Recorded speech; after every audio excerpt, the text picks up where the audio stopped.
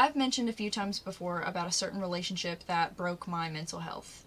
Even though this relationship was horrible, and both me and him were horrible people in it, him more than me, I'm not going to show his face or say his name. Now, let me tell you why. I'm going to talk a lot of what he said and done to me, and if he wants to out himself by throwing a bitch fit in my comments, let him. I'm not going to be the one to out him. I'm not going to get blamed for that. If he wants to make an ass out of himself, then that'll be on him, not me. I'm done being scared of his empty threats and staying quiet when this story can help so many people realize they're being treated unfairly in their relationships or even friendships. I will say I've sent some things to him per his request, and sometimes because I wanted to, that I shouldn't have. No one should do that, honestly. Not only did he have pictures, he had videos of me. Some I didn't even realize he took until he showed me. I can't change that. I can't change what I've said or done. I can just try to do better and be better. If someone is asking you for that stuff, if you're not ready to deal with the possible consequences of that stuff being leaked, either redirect them to a site they can get that shit for free, or block them. We met in my second semester of my freshman year in high school. He would stare at me in class, and when I caught him on multiple occasions, I talked to him and became his friend. I remember somehow I ended up playfully taking his hoodie, and he didn't stop me, and I took it home for the weekend and completely didn't realize until I got home. Whoops. I brought it back on Monday, gave it to him, and apologized profusely. We continued talking. I gave him my number because I was used to having guy friends. I didn't mean it in a romantic way. He texted me, and we talked a lot outside of school over the phone, calling and stuff, just getting to know each other as friends. Well, he ended up telling me he had a girlfriend. Bro, what are you doing talking to me? Obviously, I backed off a bit out of respect. He did start to vent to me about his girlfriend issues. Once again, why are you talking to me and not her? He explained she was abusive to him, arguing all the time, hitting him on certain occasions, constantly talking to guys while he wasn't allowed to have any female friends. Huh.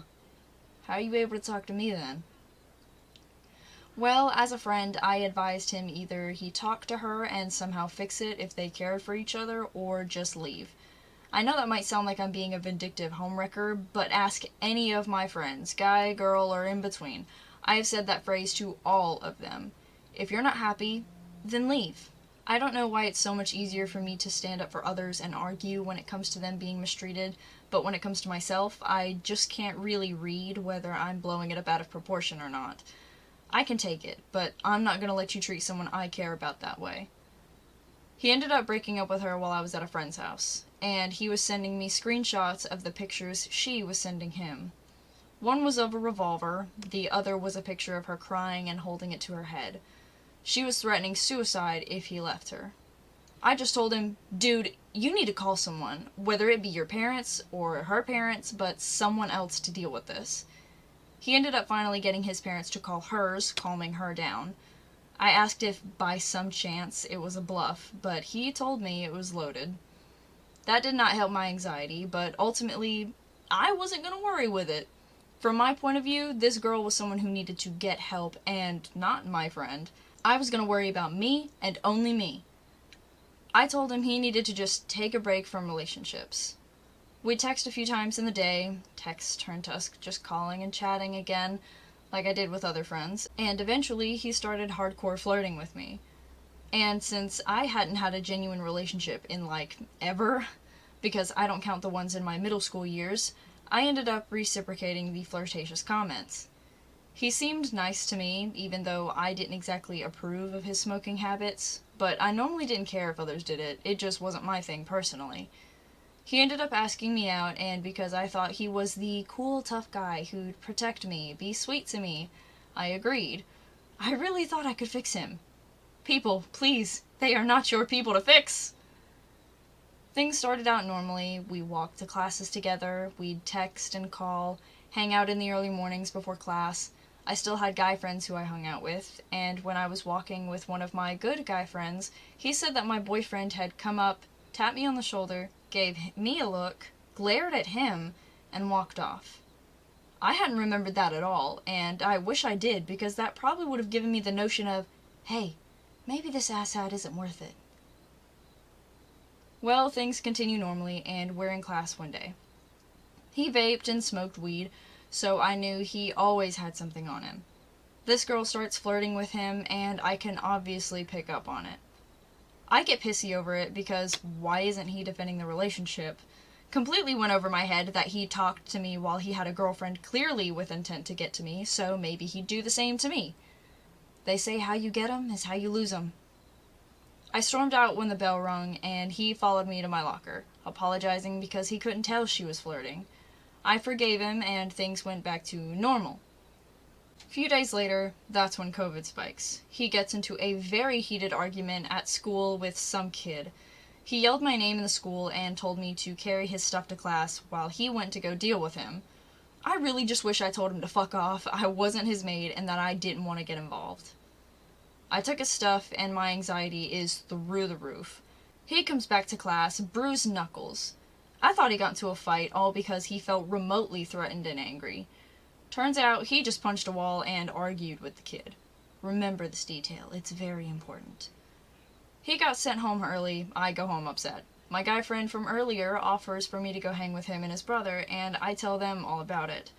I just remember them trying to keep my mind off things, and I was so thankful they did. There were multiple red flags with this guy, and I was just so ready to settle for a relationship. I wanted someone to love me, to have a life with, that I ignored all these red flags and stayed quiet.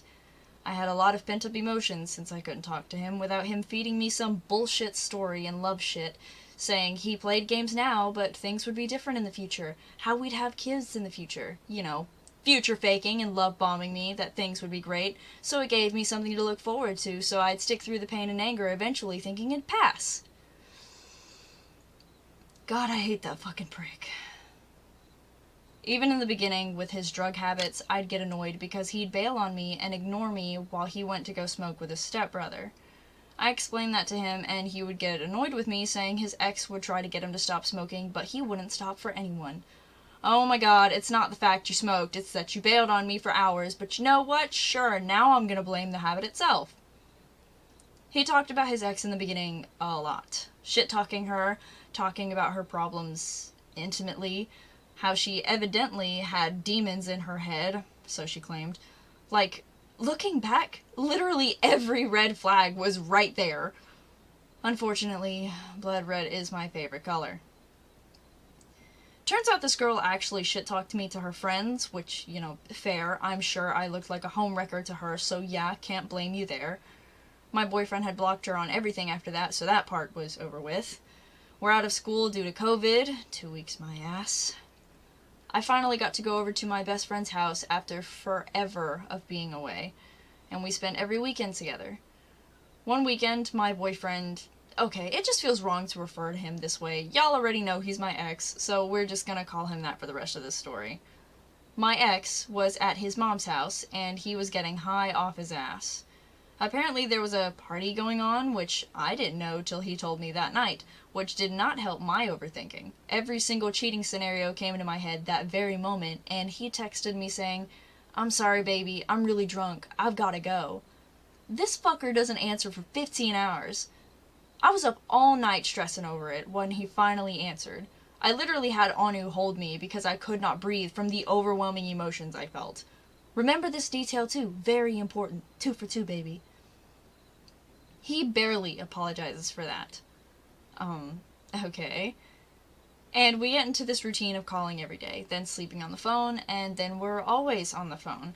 To the point where if we weren't, he'd beg to be on the phone. Even though he'd leave me on the phone to go smoke with his stepbrother or sneak out, so I was stuck doing nothing since I couldn't really use my phone if we were on call. Everything would be buggy. So no art or animation for me. He even got annoyed from an old animation that I deleted that I had done of me and a guy I dated very briefly before him in high school that was still up on my channel. So deleted it.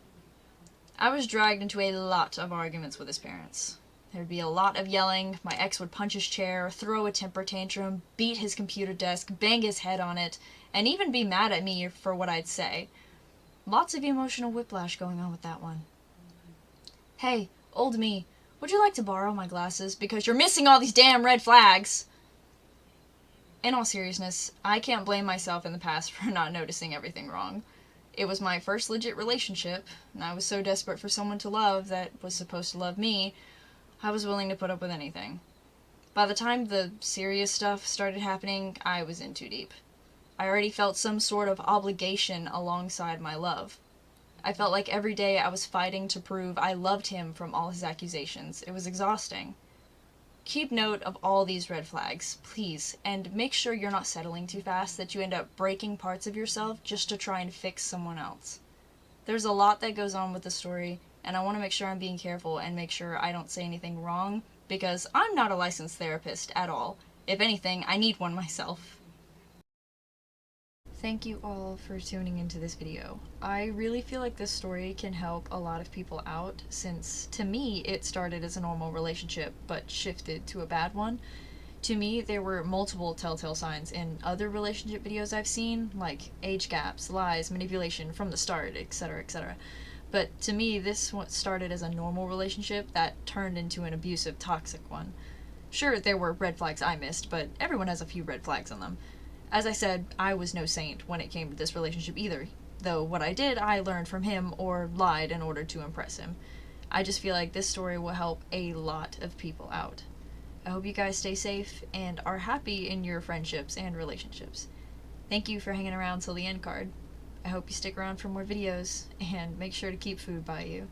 I'm sorry I forgot to say the